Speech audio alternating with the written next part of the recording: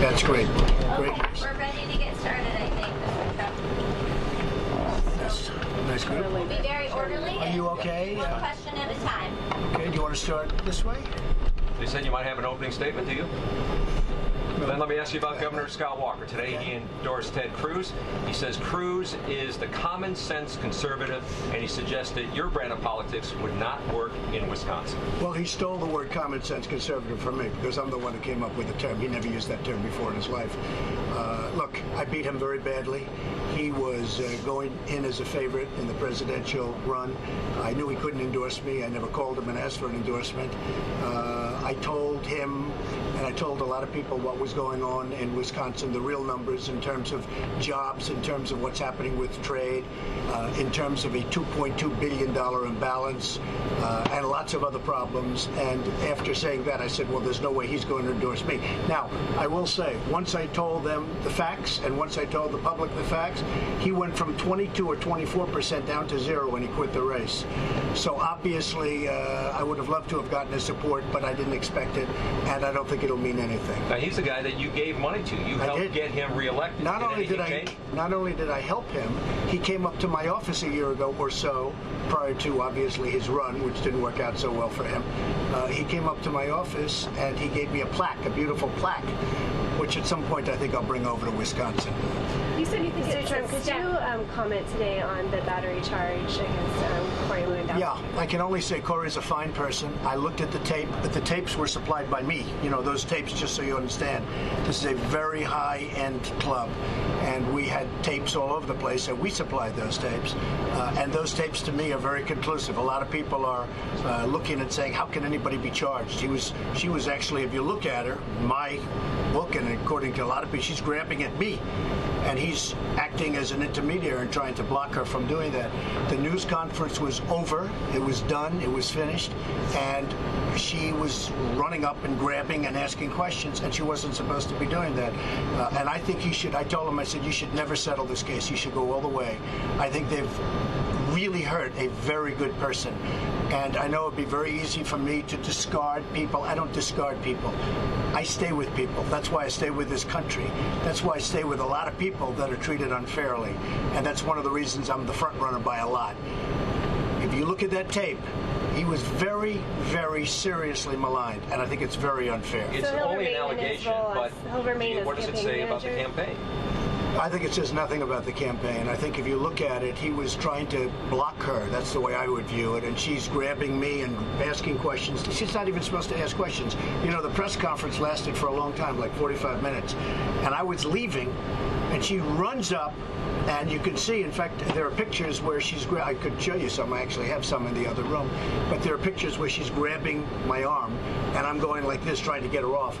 I think it's a disgrace that something like that could take place, and I'm shocked by it, and I'll stick by people, and I know it's probably not even politically good for me to do, but when somebody is maligned so unfairly as that, I will stick by. Mr. Trump, it seems like a stacked deck in Wisconsin. What do you mean by that, and who's stacking it? Well, I think we have a lot of people that are saying a lot of false things. I'm going to make much better trade deals than anybody in Wisconsin. Nobody can create jobs like I can create. Nobody's better on the border. Sheriff Joe Arpaio, from, as you know, from Phoenix, from the Phoenix area, from Arizona, is with me 100% and endorsed me because I'm the strongest on the border by far. You look at a guy like Ted Cruz, he's very, very weak on jobs. He doesn't know anything about jobs. He knows nothing about jobs. We call him Lion Ted because of what he did with Ben Carson, where he said Ben Carson had left the race and he hadn't left the race at all, but there are many other things. And, you know, look, I don't see Ted Cruz making it. I don't think Ted Cruz could win the general at all. And I think I'll beat Hillary Clinton very easily. Once I put my mind to beating Hillary Clinton, right now I have two other people that I want to beat. And hopefully I'll start that process and complete that process in Wisconsin. So just to clarify, you said that you're going to stick by Corey, but will his role change at all in the campaign as this case unfolds? Well, I hope not. I think it's really unfair. It's a very unfair thing to a person. I was watching some of the television coverage, and a lot of people were on television saying, how could somebody be charged for that? I mean, they see it. I'm the one that gave the tapes. Nobody else gave the tapes. The tapes were from me. And they see it, and they see what took place, and it's so minor. And if you look at her initial statements before she knew that we had tapes of her, She was talking about being pulled down or dragged down or something to that effect. And all of a sudden, when she saw that there were tapes, she changed her tone a little bit. I think it's a very, very sad thing, and I think it's very unfair to a good person. He's got a family. He's got 4 beautiful children. I think it's very, very unfair to a man with a wonderful family back in New Hampshire who gets, what, a criminal situation over that? In fact, some of the reporters were saying, a number of them tweeted, but some of them said, wow, that was minor compared. You get pushed around, you get shoved. And she was grabbing me. She was, does that mean that I'm supposed to file charges against her? She was grabbing me. That's why you see the picture of me like that. Now, maybe he was trying to get her off of me, but I think it's a very, very sad day in this country when a man can be destroyed over something like that. And you just look at that tape throughout the whole process, and you see how unfair it is. That's a very unfair. He's a good person. He's a good person with a wonderful family. And for him to be charged over something like that. And remember, she grabbed me before he even broke anything. And it almost looks like he's just trying to create a little room. Because to be honest with you, the news conference had finished. It was over. It was done. And I was leaving, rapidly leaving the premises. So all of a sudden, she bolts out of nowhere. So I think it's very, very unfair. All right, let's ask Let me ask you about Paul Ryan. You're in Paul Ryan's country here. This is blue-collar union. Right. What policies do you think you can work with Speaker Ryan on that you would both agree on? Well, I'll tell you one policy that whether we agree or not, I'm going to do if I win, and it's going to be great for Wisconsin and for the country, and that's trade. Because our jobs are being sucked away. I have some of the statistics from Wisconsin. Wisconsin is doing very poorly, by the way, for those that know. And the reason that Walker went way down, and even though I supported him initially, and he thanked me by coming up to my office and handing me a plaque, the reason that Walker went way down is because when I gave all of the statistics on how badly Wisconsin's doing, the jobs that are being taken away, the businesses, the lack of growth, when I gave all of those statistics, he couldn't dispute them. I mean, they're there, and I'll be giving them again. Dispute some of those. Well, I don't know what political. I don't care. I get these statistics from government agencies. I mean, they're just perfect statistics. Do you think he? So I'll be doing that. I'll be doing that during my first speech. Do you think he mishandled the public union issue? Well, I can say this. Wisconsin is in turmoil.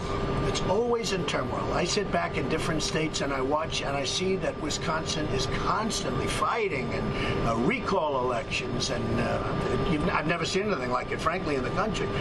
So you could make a case it's a good thing because they're fighters. You could also make a case it's a bad thing. There's a lot of hate going on in Wisconsin, and I think it's bad. But worse than that are the numbers. Your numbers are terrible, and I will give you those numbers. In fact, I have them. If you want, I could get them right now. Scott Walker's numbers, though, when you look at his approval rating among GOP primary voters, is very high. You're going after him. Is that a gamble? Is that No, I don't care about a gamble. Here's the thing. I think he's probably a nice guy. I mean, he came in dressed in a motorcycle outfit with a motorcycle, like he's a big, strong motorcycle guy. By the way, the motorcycle people love me.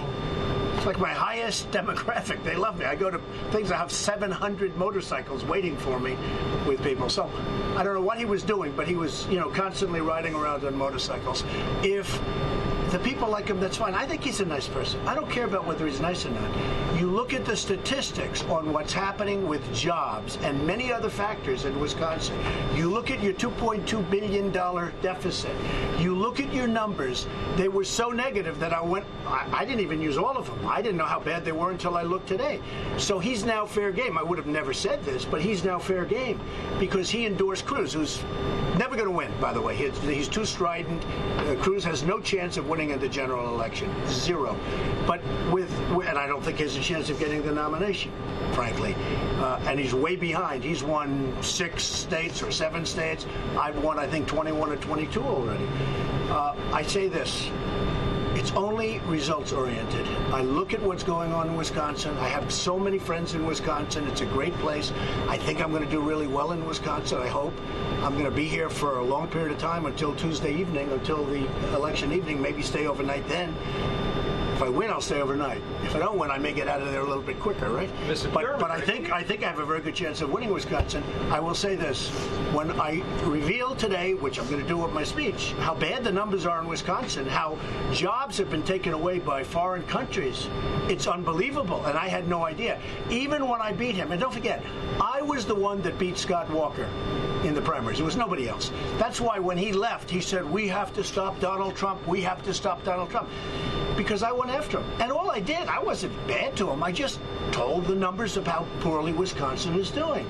And he left the race very early. He gave up, he quit. Very, very early. Earlier than most. Jeb stayed around and others stayed around. But he really left very early.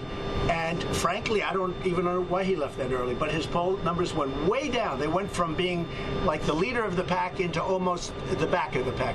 The reason I was able to do that so easily is because his numbers are horrible in Wisconsin. I'll be revealing those numbers, and they're numbers you probably have, but you don't report them. Because a lot of people think he does a good job as governor, and he's a nice person. I don't mind. I'm just going to reveal the numbers, and you see for yourself. Look at what's happened to the jobs. Look at what's happened to your growth. Look at what's happened to trade, how horrible trade has been for Wisconsin, how devastating it's been for Wisconsin, and you're in the middle of the pack. So we'll be talking about it at this point. Mr. Trump, you got kicked around on talk radio, on Wisconsin conservative talk radio. You got kicked around yesterday on that. There were headlines saying, well, Sykes, destroys. I don't know anything about Sykes. Look, I think I did very well with Sykes. Did you not know that talk radio? I heard they were against for me. the Never Trump. No, I heard they were against me. I understand that. They're for the establishment and they're for guys that are running. The problem with this country is we have the establishment out there, including those people. Now you take a look at Rush Limbaugh, and he likes Trump. And you take a look at a lot of the other ones, Michael Savage, many of the other ones, they really like Trump a lot. This particular group, I was told they're not going to be very nice, and frankly, they were fine. It was, if you listen to that debate, you would say Trump won on the merits. Because Wisconsin is not doing well. It's not doing well. Now, people can say, oh, that's insulting. It's not insulting. It can do well, but we have to change trade policies because we are getting ripped off in the whole country by trade, by jobs, by other countries. What's your response to hate in Wisconsin? How would your policies... A lot of what? A lot of hate in Wisconsin. How would your policies not increase that hate? Well, I think it's going to increase jobs. It's going to increase incomes. It's going to increase profits. It's going to increase a lot of things, and it won't be. But there's a lot of hate in Wisconsin. I mean, I looked at those rallies. I looked at those, that tremendous, that interaction between groups of people. And I said, wow, is this in the United States? That was tough. And I give Walker in one way I give him credit because he was willing to withstand it. In another way, I don't give him credit because, you'd like to be able to bring people together a lot better than that. But when I looked at his numbers and how bad Wisconsin is doing, that's why there's such hatred. All you have to do is look at the numbers. When you look at the numbers on how poorly Wisconsin is doing in jobs and trade and so many other things, the farming, how they're getting killed, then you understand why there's such hatred and such fighting in Wisconsin. Well, let me ask you about women. You said that there's no one who's a bigger supporter of women. Nobody. Nobody is a bigger supporter of women than Donald Trump. This incident with Michelle Fields, though, are you worried that will undermine that I don't statement? think so. Especially because Democrats, some Republicans are already jumping on it. It's very interesting. I know Piers Morgan and many, many people, they saw that tape, and they said, you got to be kidding. You got to be kidding. Again, the tape was given by me because my places are very successful and I have cameras all over the ceiling. That tape was given by me. So maybe it was political, maybe it was something, but when you look at that tape, I guarantee you were pushed around more getting onto this plane right now than she was pushed around. You take a look at this, look at you folks back here with the cameras on this small space. You got pushed around more than she got pushed around. I just can't stand by and watch a man's life be destroyed. And take a look at her original statement. Just look at her original statement before she knew that Donald Trump is rich and has cameras all over the ceiling so that we can protect people from the standpoint of security, fire, etc., etc. Take a look at her original statement, the first words out of her mouth about her going down and, pulled down or something to that effect. She was pulled down. Clearly pulled down. She doesn't even change her expression. I mean, I looked at the tape. And by the way, if he was that way, I would have fired him in 2 seconds. I wouldn't care. I couldn't have cared less. But I looked at the tape. There's not even a change of expression on her face. And then I looked at internet, and you take a look at the tweets, and people are saying, You got to be kidding me. So you don't think Let me ask you about Wisconsin. Let me ask you about your campaign's Wisconsin, initial Mr. Trump. response to all this should have been? I think it's something that's disgraceful. I think that you as a reporter and all of you as a reporter probably get treated a lot rougher than that on a daily basis. I have never seen anything like it. I cannot imagine how they did it. He's got a very good lawyer. They will fight it. I told him he should never settle that case. And I know that is not to my benefit. But I think when people see that tape and they take a look at that tape and they take a look at her initial statement before she knew she was on tape, take a look at that. You have to see it. You take a look at her initial statement. It sounded like she got thrown out of a building. You take a look at that, and then, excuse me? She did get bruises on her arm. I don't know if there were bruises from that. Why? Who said there were bruises from that? How do you know those bruises weren't there before? That's what the police. I don't know what the police said. How do you know those bruises weren't there before? I'm not a lawyer, but she said she had a bruise on her arm. I mean, to me, if you're going to get squeezed, wouldn't you think that she would have yelled out a scream or something if she has bruises on her arm? Take a look at her. Let me ask you about. Take a look at her facial expression. Her facial expression doesn't even change. So, you say bruises are up. How did they get there? Who put them there? I don't know that he put them there. In any event, I'm sticking up for a person because I'm not going to let a person's life be destroyed over somebody that we have on tape, and you just take a look at what people are saying when they see that incident on tape. And no jury, in my opinion, no jury would convict a man and destroy a man's life over what you would. Let me ask you about trying to appeal to the Latino vote. I wanted to ask you about that. I think I'm doing great with the Hispanics, and the Hispanics are great people. I have thousands that work for me, tens of thousands over the years. Just at Doral, I own Doral in Miami, and just at Doral alone, I have probably 800-900 Hispanics working for me. I have many, many Hispanics. They're phenomenal people. I just say that in the case of Mexico, we're being treated very badly. We have a trade deficit of $58 billion, and they're treating us very badly. They could stop the drugs from coming in if they wanted. Mexico could stop the drugs from coming into our country. I won New Hampshire, the state of New Hampshire, and I said to those people, because they told me the number one problem they have is heroin pouring in from the southern border. I said, if I get elected, I'm going to stop it. I won in a landslide, New Hampshire. You saw that. When you look at beautiful New Hampshire and you say their number one problem is heroin, well, you have a huge drug problem in Wisconsin. Everybody does. And it's pouring in through the border. I'm the only one that's going to stop it. Politicians, all talk, no action guys like Cruz. He's all talk. These are not people that are going to stop it, believe me. All he can do is talk. And frankly, in my opinion, he doesn't talk very well. And he's under great pressure because he's losing badly, and he doesn't react well under pressure. I've seen that. And all you have to do is take a look at the debates. Every one of the debates, the polls said I won every single debate. And he's a politician. All he does is debate. Cruz challenged you to a debate instead of the town hall. We've had 11 debates. According to the polls, I've won every single debate. I don't think we can be asked any more questions that we haven't been. Same questions, same people. Everybody knows. They know what they're getting. With me, we're going to get great trade deals. We're going to have a strong military. We're going to take care of our vets. We're going to get rid of Obamacare. We're going to have a great country again. So you're saying no more debates? With any of these politicians, and remember this, very importantly, I'm self-funding my campaign. I'm putting up my own money. These guys, Cruz and what do we have left now? Kasich, right? They're getting their money from special interest groups. They're getting money from lobbyists. Those lobbyists have total control over these people. What's good for the country, they often won't do because their special interest group doesn't want them to do it. With me, I'm only here. Look, I don't know. I think I'm going to win. I'm doing very well. But if I don't, a lot of people said, why do you even do this? Why do you do this? You have a great life. You have a great family. You have a lot of money. You've built one of the greatest companies in America. My company's phenomenal. And I built one of the greatest companies in America. And they say, well, why do you do this? I do it because I want to give back. I'll tell you something. We have a country that's in serious trouble. We have a president that doesn't want to say radical Islamic terrorism. He doesn't want to acknowledge what's happening to us and all over the world. I do it because I want to give back, because I think I can give back something that nobody else can. And the beauty is that I'm funding my own campaign.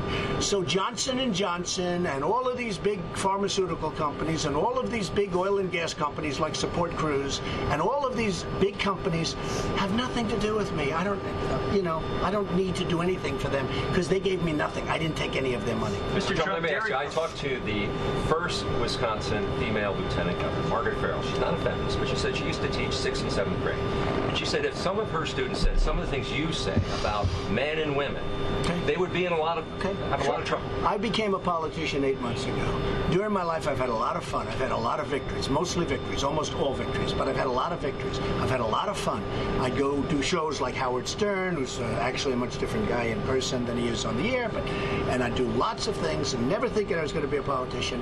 And believe me, if you got a guy like Cruz talking to his friends or his buddies at the table, if you got a guy like Kasich talking, they act like, oh, they're so innocent, they're wonderful people. If you got a Kasich talking to his friends and his buddies at the table or on the golf course, because he says that's what he does, he watches golf all the time on television, which is wonderful. Let's see what they said, okay? Let's see what they said. Is it presidential? And I did say nothing's presidential except victory. Victory is presidential. And I did say about Rosie O'Donnell, and I did say about Megyn Kelly, because she doesn't treat me right. I'm on her show all the time, and she doesn't treat me right. She shouldn't put me on the show all the time. And if she didn't put me on this show, her ratings would drop like a rock. And she's only successful, frankly, I think she's successful mostly because she follows Bill O'Reilly, but that's beside the point. So I say things about certain people, and I'm open about it. But I will say this, you go behind the scenes and you see what Ted Cruz, I don't know if anybody saw the video that he made of him and his family praying, where they were doing retakes, takes all over, and it lasted for hours. Why don't you go study that video and you tell me whether or not he's real. You tell me whether or not Ted Cruz is real. Go get the video that they made that was released, and I think you know the video I'm talking about. You get the video where they were making commercials and using his family in a not very nice way, and you play that video for the people of Wisconsin, and you tell me whether or not Ted Cruz was real. Sure. Because I'll tell you what, he's not real, and I know people. I've made billions of dollars because I understand people. Your immigration policies, a lot of people here in the state are scared about because we have a huge dairy farming industry. That industry relies on immigrant labor to be successful. They're telling me if you round up all of the immigrants and deport them, the agricultural economy in the state is going to go bust. When you need help, the people are going to be able to come in. When you can't get people, they're going to come in, but they're going to come in through a legal method. When you need help, we have the same thing up in the wine country in California. And when they need help, those people are going to come in, they're going to show they can't get them, and they're going to have them, and they're going to come in legally. It's going to be a wonderful system. They're going to come in legally. But we have people coming in all over. Right now we have 179,000 illegal criminal immigrants. Okay, these are criminals. These are people convicted of crimes, and they're all over the United States. And we're having, whether it's Kate in San Francisco or Jamil in California, we're having killings, murders. We're having things. The 65-year-old veteran, female veteran, who was raped, sodomized, and killed by an illegal immigrant. We're having killings all over this country. And now on top of it, we're starting to take over people from Syria. And we don't know if they're ISIS related. We don't know who they are, where they are. There's no documentation. And Trump is going to stop it. Now, maybe people think my stance is tough. I said we have to have a temporary ban on Muslims. And now people are sort of saying, wow, that's not a bad idea. When I first said it, everybody said, no way. When I talked about Brussels a few months ago as a hellhole, I said Brussels is a hellhole. The New York Times did a big, major story on me saying what a horrible thing to say about Brussels. And then you see what happened a couple of days ago. And now everybody's saying Trump was right. I was right about a lot of things. I was right about taking the oil. I was right about Osama bin Laden because I talked about him before he blew up the World Trade Center. I was right about a lot of things. And I think I have a lot better handle on this. And by the way, I'm right about NATO. We have NATO, and we're giving countries a free ride. We are really, NATO is obsolete. It's old, it's fat, it's sloppy. And we are giving, and it doesn't talk about terrorism. And we're giving countries a free ride. We are taking countries, and we are paying a totally disproportionate share. We owe $19 trillion. It's going to be soon $21 trillion because of that horrible budget that was just passed, the omnibus budget. And I want to tell you, what we have with NATO is a disgrace. And we could also go into the United Nations. That'll be next. Paul Ryan doesn't agree about banning Muslims. I don't care if he does or not. I mean, if he doesn't, he doesn't. I'm saying I think until we find out what's going on, we have to do. Look, the man, this wise guy, horrible human being that was caught last week, he was living with all of his friends. He was staying a few doors down from where he grew up. They all knew he was there. Everybody admits they all knew he was there. They never turned him in. Why didn't they turn him in? They should have turned him in. Instead, the cops found him by luck and go in shooting. Now, why didn't they turn him in? Why didn't the people in San Bernardino who killed 14 people in California, why didn't their neighbors say that there were bombs all over their apartment? There were bombs all over that apartment. Their neighbors saw the bombs. Why didn't they say, hey, wait a minute, these people are up to really bad things. There happen to be many bombs all over the floor of the apartment. That's not a normal situation. Why didn't they turn them in? We've got a really big problem with radical Islamic terrorism, and until our country realizes it, and until our president is willing to talk about it, but he's gone now. He's out of it. I don't think he knows what he's doing. I mean, our president is grossly incompetent, and I don't think he has any clue what he's doing. But until he's willing to mention the name of the problem, you can just, I mean, we're going to have, and this is a problem that is getting bigger and bigger and worse, and mark my words, it's going to get a lot worse before it gets better unless I'm elected president. I will stop the problem. Okay, we got to go. Whoops. Thank you very much. That's it. Okay, Thank you thank so you, much. everybody. I'll see you at the speech. Favorite number 12. Thank you. Favorite number 12. Let's go. Thank you guys. Thank Thanks, you. fellas. Be careful with the wood, please. Yeah, if you could. Please, Grab my microphone up. All right, guys, that's the end of that impromptu Donald Trump press conference. We're going to go back to that Bernie Sanders event. We'll take you live to Donald Trump in a little bit. Absolutely un-American, and I will tell you this.